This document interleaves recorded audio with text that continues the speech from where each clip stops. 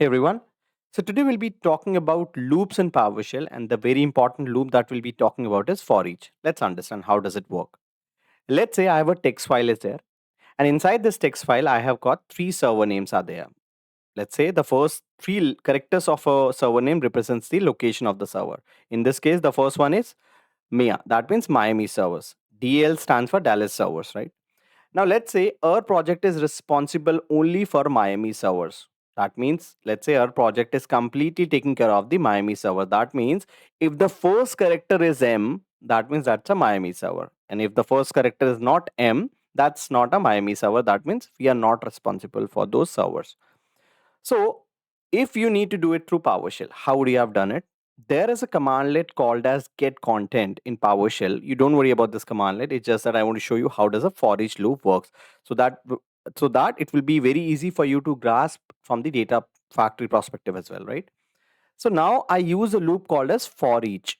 Now dollar server name first of all has got now get content is something we said to get all the servers that is stored inside this text file. So that means this dollar server name is now having all these three server names in it, which is actually called as an array as well. So dollar server name is nothing but an array as well. Now in order to iterate these servers one by one, because if you would if you would have done this task manually, right, how would you check? You will check the first server, then you will go to second server, then you will go to the third server, right? Similarly, loop is something we want to do when we want to do when we want to perform action on every particular object. That's why we use loop. So in this case, we will be checking all the servers one by one, that is sequentially. That is also called as iteration. Now we'll be using a loop, let's say for each. Now this is actually a PowerShell loop, a for each. So we are taking from dollar server name, it will give these servers to one by one to dollar server because we need to check one by one. That's how we need to go sequentially. So over here, dollar server name, we already know that it has all the server names currently. So now dollar server is a variable name. Now this could be of your choice. It's not like you need to put dollar server only. I can name it as anything I want, right? So dollar servers is actually taking up the servers one by one from dollar server name. So let's say the first server name that dollar server will receive is MIA DC01.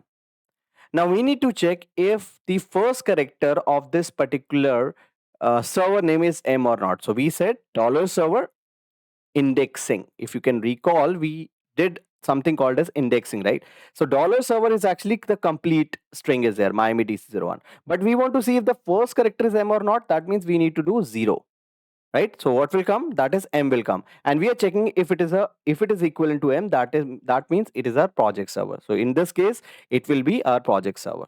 Now second iteration will go because it's a loop, right? So it will basically process each and every element that is present inside dollar server name. So it will go now. Second dollar server value will be Dallas 01.